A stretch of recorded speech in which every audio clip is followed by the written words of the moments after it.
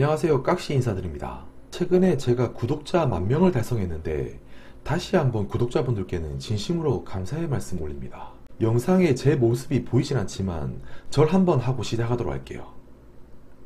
그럼 다시금 이어지는 이야기, 이 3편 이야기를 좀 해볼까 하는데, 내가 1편과 2편을 안 보고 왔다. 그러면 다시 이 3편을 좀 끄고 이 1편과 2편을 좀 보고 다시 와주시길 부탁드리고요. 또 내가 1편, 2편을 이미 봤고 이 3편을 기다리고 있었다 이러면 이번 영상도 끝까지 봐주시면 정말로 감사하겠습니다. 자, 오늘의 주제, 2020년부터 이 네모에 투자를 해라. 이미 이 네모가 이 1편 영상과 2편 영상을 봤다면 대략 뭔지는 아실 겁니다. 그리고 부제로 지금 왜 굳이 이런 시국에, 그것도 돈도 많은 양반이 이 19년 2분기에 중국 주식을 샀는지의 부제로 영상을 시작하도록 할게요. 정말 아직까지도 이 구독자가 아닌 분들께서는 구독 한번 꼭 부탁드리고요. 좋아요도 한번 이렇게 부탁을 좀 드리겠습니다. 저 깍시가 지난 영상에서 이 레이달리오의 포트폴리오 이야기를 했고요. 왜 레이달리오는 이머징 시장에 이 40%의 비중을 들고 있는가, 왜 이머징에 이렇게 많은 자산이 투자되어 있는가, 이 궁극적이고도 이 원초적인 현상에 대해서 분석을 해볼까 합니다. 우선 참고로 이 레이달리오 형님은 이 19년 2분기에 이 중국에 대한 주식을 편입시켰고요. 그런데 이 19년 2분기는 미국과 이 중국 간에 이 아주 간세로 이렇게 맞고조치는 시기에 미국이 간세 때리면 중국도 동시에 간세로 맞불치면서 네가 간세를 때리면 나도 질 수 없다, 이 맞불 간세로 응하겠다, 이렇게 간세 전쟁이 고조된 시기에 이 중국 비중을 늘린 걸 이렇게 볼 수가 있고요. 그리고 어제 밤이죠. 중국 협상단이 이 조기에 귀국하면서 또 무역 협상에 대한 분위기는 또 안 좋게 흘러갈 심산인데요. 이 부분은 내일 이 9월 22일이 되겠죠. 내일 중으로 영상을 제작해서 한번 인사드릴 수 있도록 해보겠습니다. 여튼 레이달리오 형님은 이 VW 안에 이 홍콩과 중국의 주식이 대략 한 34% 정도 되고요. 그리고 EEM도 이 홍콩과 중국의 합이 한 30% 정도 됩니다. IMG는 이 브라질 비중이 높습니다만, 여튼 이 이머징 이 주식 비중에 이 중국의 비중이 매우 높고, 그리고 이렇게 중국을 따로 매수해서 들고 있기도 하고요. 이 신흥국 중에 가장 큰 대국이기도 한 이 중국에 대해서 이 뒷장에서 이야기를 좀 해볼까 합니다. 사실 그리고 이 중국을 이야기에 앞서서 이 과거의 이런 역사적인 패턴, 역사적으로 봤을 때 패권의 역사는 매번 이어져 왔다는 거예요. 현재 우리는 너무나 잘 알다시피 이 달러 패권의 역사 속에서 우리는 지금 살고 있고요. 그걸 모르는 사람은 없을 것이라고 생각이 됩니다. 그런데 이런 미국의 달러와 이 패권을 보기 전에, 그 전에 이 대영 제국이 있었고요. 그 전에는 이 네덜란드 제국이 있었죠. 그래서 레이달리오는 이런 패권의 역사 속에서 과거 이런 대영 제국이나 또 더 과거의 네덜란드를 공부하기 시작했다고 합니다. 그래서 이런 걸 보면 이 돈이 그렇게 많은 형님인데도 불구하고 공부하는 것을 게을리하지 않네요. 저 깍시도 좀 배워야겠습니다. 아무튼 네덜란드 제국부터 한번 보면요, 좀 잘 안 보일 수도 있지만 이 파란색 선이 그 나라의 두뇌이자 심장이라 할 수 있는 이 교육과 기술, 그리고 그 다음은 이 빨간색은 아웃풋, 경제가 얼마나 강한지, 그리고 초록색은 그 나라의 무역 규모, 이 무역 규모가 얼마나 큰지를 나타내고요.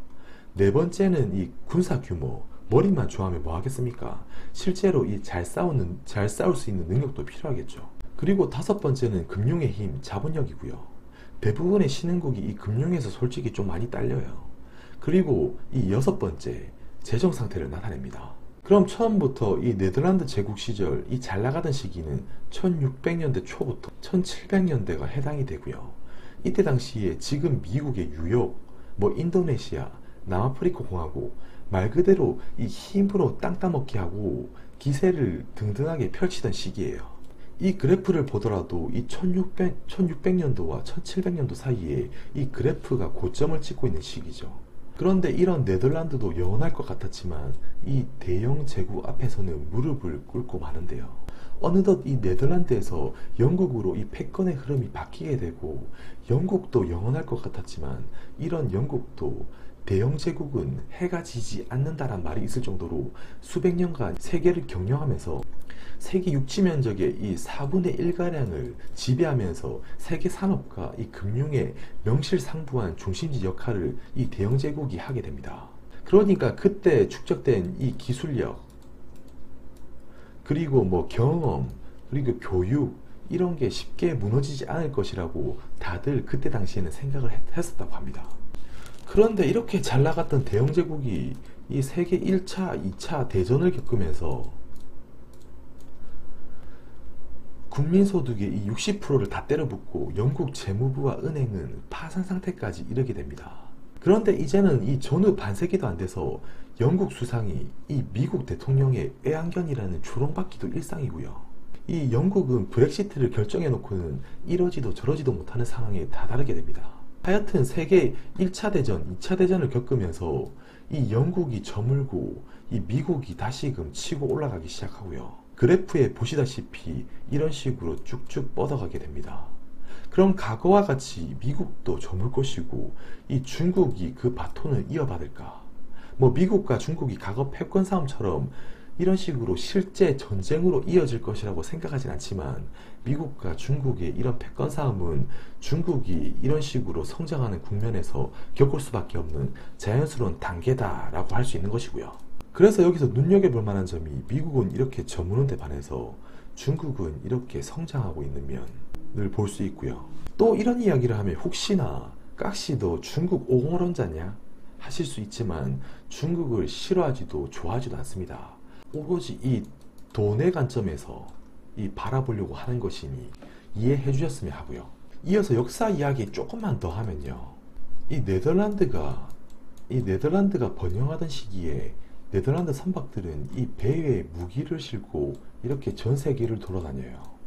뭐 선박 기술이 좋으니 뭐 이리저리 옮겨 다니면서 약탈하고 빼앗고 약탈하고 빼앗고 그러면서 이 많은 것을 얻게 되고요. 그럼과 동시에 무역 규모를 이렇게 점점 더 확장시켜 가기 시작합니다.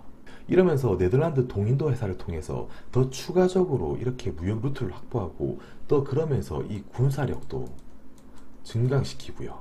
뭐 이렇게 파워만 세졌겠습니까? 이 돈도 있어야겠죠. 돈이 있으면 또 뭐 하겠습니까? 자신의 돈으로 거래가 이루어질 수 있게 이렇게 이 돈을 기축통화로 만들게 됩니다. 돈 좀 생기기 시작하면 또 어디에 이 투자를 할 거 아닙니까? 이 투자하기 위해서, 이 자산시장에 투자하기 위해서 이 금융센터도 만들게 돼요. 거의 뭐 이 400년 전 일이긴 하지만 그때도 할 건 다 했다고 합니다. 당시에 이 자본시장의 중심지는 암스테르담이 되고요. 뭐 이런 이야기를 왜 하느냐? 단순히 역사 공부하라는 게 아니고요. 이 과거의 네덜란드 제국 시절, 지금으로부터 뭐 300년, 400년 전이긴 하지만 그때도 할 거는 다 했다라는 걸 말하고 싶은 거고, 다만 언제나 이 역사는 변해왔고 영원할 것 같았지만 이 패권은 다시금 이 영국으로 넘어갔고, 지금 우리는 이 미국 중심의 패권 속에 살면서 이 미국이 패권을 쥐고 있는 건 당연하고 이 영원히 지속될 것이라는 믿음에서 비롯된 걸 수도 있다라는 것이고요. 뭐 깍시 나이 지금 30대, 이 살아생전에 이 미국이 이 패권이 다른 나라로 넘어가고 다른 나라로 넘어가게 되는 이런 역사적인 현상을 제가 볼지 안 볼지는 모르겠습니다만, 그 추세가 지금 미국은 이 1980년도부터 이렇게 꺾여서 저무는 데 반해서 이 중국은 상대적으로 이렇게 1980년도부터 이렇게 상승 가도를 달리고 있는 모습이란 점 말씀드리고 싶고요. 참고로 이 표를 산출한 근거는 아까 교육부터 이 재정까지 해서 총 6가지 항목이죠. 이 6가지의 평균을 이렇게 그래프로 나타낸 것입니다. 그래서 이렇게 약간의 고정관념을 버리고, 아, 주식은 미국이 최고랬는데, 어느 전문가가 미국 주식은 사면 안 망한다고 했는데, 그래서 미국 위주로 포트폴리오를 편성해야지, 이렇게 볼 게 아니라 앞으로는 이 신흥국도 눈여겨볼 필요가 있다는 걸 말해주고 싶은 거고요. 그래서 이 신흥국 투자는 매우 위험한 자산이라는 인식이 좀 투자를 한다고 하는 사람들에게는 팽배해 있는 아주 당연한 일이지만, 사실상 이 투자라는 단어 자체가 모든 것이 이 위험하다는 게 사실이죠. 그러면서 레이달 형님은 이렇게 말합니다. 미국의 통화정책이 지금 거의 바닥이 날 것이고, 그렇게 되면 이 정치적인 분열을 야기시킬 수 있다고 이야기를 하고요.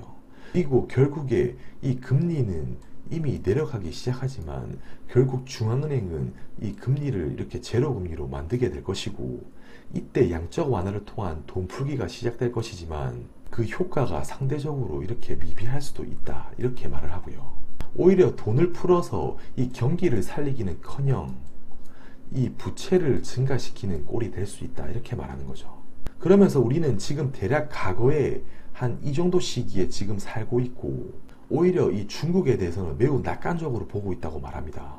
레이 달리오 형님 말, 우리는 지금 21세기 초엽에 와 있다. 그리고 나는 중국에 대해 매우 낙관적으로 보고 있다. 이렇게까지 말하는 걸 보면 이 중국을 정말로 이렇게 낙관적으로 보긴 보는 것 같습니다. 사실 지금의 중국이 아니라 과거에 이 20년 전에 이 중국 수준이 어땠습니까? 어디 인구만 많고 이 경제 대국이라 해서 말이 개발도상국이지 그냥 이 후진국 아니었습니까? 그런데 이제는 좀 많이 달라졌다 이겁니다. 최근에 이 트럼프의 이 화웨이 때리기도 어찌 보면 이런 기술력의 발전에 어떻게 해서든 이 미국이 막으려고 안간힘치는 행동인 거고요. 이미 중국은 이 미국을 따라잡고 있습니다. 중국은 이 핀테크 부분 1위, 그리고 이 AI 부분에서는 세계 3위를 나타내고 있고요. 그리고 웨어러블 시장에서는 이 세계 2위, 그리고 이 가상현실 부분에서는 세계 2위, 그리고 교육기술 부분 세계 2위, 그리고 이 자율주행 부분에서도 세계 2위를 차지하고 있어요. 이렇게 세계적으로 최신 핵심 분야라고 할 수 있는 이런 기술의 경쟁 속에서도 이 상당히 상위권에 위치한 모습입니다. 그런데 뭐 여기서 보고 싶은 단어 이 KOR은 좀 보이지가 않네요. 그리고 이미 중국은 이 젊은 기업들, 유니콘 기업들이 이 무한정 쏟아 나오는 시장이고, 이들 유니콘 기업들은 전 세계 유니콘 기업들의 한 34%를 차지한다고 합니다. 이 말을 달리하면 앞으로의 이 성장 가능성이 매우 높다고 할 수가 있죠. 중국을 옹호하고 지지하는 것 같아 보이지만 이는 엄연한 팩트입니다.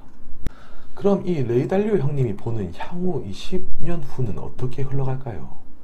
제가 뭐 10년 후에도 지금의 구독자분들과 이렇게 소통을 하고 있을지 없을지 모르겠지만, 뭐 여튼 레이 달리오 형님 이 중국을 빠는 수준이 장난이 아닙니다. 레이 달리오 형님이 이렇게 언급하기 전 저 또한 이 깍시 또한 이 중국 주식에 이 많은 비중이 조금 투자가 되어 있고요. 이것 또한 제가 지난 영상에서 제 영상을 꾸준히 봐셨다면 이 왜 깍시가 중국에 투자했는지도 어느 정도 감이 오실 겁니다. 최신 이 중국 관련 영상도 조만간에 한번 인사를 드리기로 하고요. 일단 여기 표를 한번 면밀하게 보면요, 이 Share of Global Exports, 뭐 발음이 좀 안 좋아서 죄송합니다. 글로벌 수출 규모도 이 미국은 이렇게 주춤주춤한데 반해서 중국은 그냥 치고 올라갑니다. 뭐 최근에 좀 둔화되긴 했지만요. 그 다음은 Share of Global Output, 상대적인 경제 규모라고 해석하시면 될 것 같고요. 점선은 예상치인데 레이 달리오는 이 중국의 방향을 아주 긍정적으로 보고 있습니다. 그리고 이런 주식 자금의 흐름은 전 세계 유동성 파티로 인한 부채 증가가 오히려 이 주식시장의 지분 역할을 해줄 수도 있다고 보는 것인데요.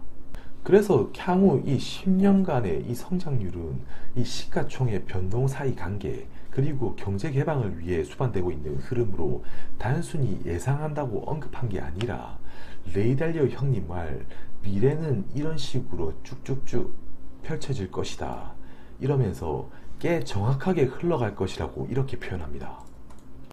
그러면서 이 레이 달리오는 이 미국 사람인데도 불구하고 이 중국이 세계 최대의 이 경제 대국이 될 것이라고까지 언급을 하는데요. 뭐 레이 달리오 형님이 얘기하니까 꽤 신빙성 있게 들리긴 합니다. 만약에 제가 유튜브에서 중국이 세계 최대 경제 대국이 될 것이다 이렇게 단언하고 얘기했다면 아마 댓글에 너 깍시 너 조선족이냐? 짱깨 꺼져 등등의 댓글이 달렸을 거라고 생각이 드네요. 오늘 신흥국의 인구도 경제 규모도 제일 큰 이 중국을 가지고 이야기했고요. 미국과 이 중국이 이 패권 싸움을 하니까 이 중국이 조만간에 망할 거다, 타격이 매우 클 거다 당연히 타격은 있겠지만 여전히 우리는 이 중국의 성장 가능성을 염두하고 있어야 한다는 것이고요. 그러니까 제가 1편, 2편, 3편을 통틀어서 하고 싶은 이야기, 레이 달리오 2020년부터 이 XX에 투자해라의 이 결론은 중국이고요. 이만 이 깍시의 생각을 좀 정리하면서 마무리하도록 할게요. 참고로 미국은 이 중국과의 무역 적자 4조 8천억 달러.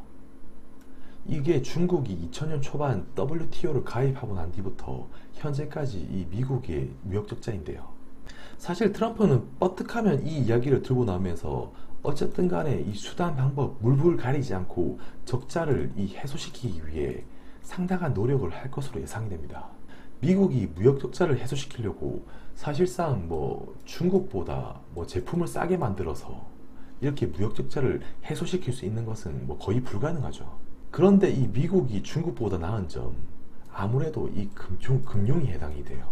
중국에게 이 지속적으로 이 자본시장 개방을 요구하고 중국도 동시에 금융강국의 목적을 달성하고 싶어하고 이 위안화의 국제화도 있기 때문에 어떤 방법으로든 이 자본시장 개방은 촉구될 것이고요. 그리고 뭐 MSCI 지수, 이 중국에 새로 편입하는 등 이 자본 개방 흐름이 이미 이어지고 있죠.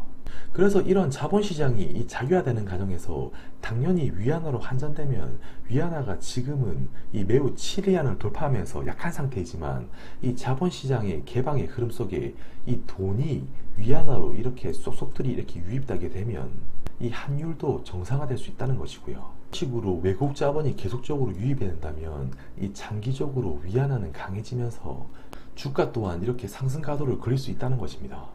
그리고 오늘의 결론, 뭐 미국이 마냥 평생 동안 제가 살아 생전에 이 패권의 역사가 안 바뀔 수도 있지만 패권의 역사는 매번 바뀐다는 점을 보면서 이 우리는 이런 고정관념을 좀 버려야 한다고 생각이 들고요. 뭐 물론 상당히 장기적인 먼 훗날의 이야기일 수 있지만 이 자본시장 개방과 더불어 이 중국에서 이런 기회가 올 수도 있다고 반드시 우리는 생각을 해야 한다는 것입니다. 그래서 이런 기회가 올 수 있다고 이렇게 생각하고 있는 자와 반대로 자본시장 개방을 왜 하는지 전혀 모른 채 있는 것보다는 언제나 이 부분에 대해 관심을 가지고 대비해야 이 돈을 벌 수 있는 타이밍도 올 것이라는 걸 말해주고 싶은 것이고요. 이번 편을 끝으로 이 레이 달리오 1편에서 이 3편까지 영상을 제작해봤고요. 앞으로도 이 남들과 똑같은 의견 그리고 뉴스에서 본 뭐 개나 소나 떠들 수 있는 이야기보다는 깊은 분석을 통해 경제 이야기를 들려드릴 수 있도록 매번 한 편 한 편 노력해서 제작하도록 하겠습니다. 오늘도 영상이 유익하셨다면 이 구독과 좋아요 한번 꼭 부탁드리고요. 다음 영상에서는 다시금 최근 시황을 정리하여 이 깍시 생각과 함께 말해볼 수 있도록 하겠습니다. 감사합니다.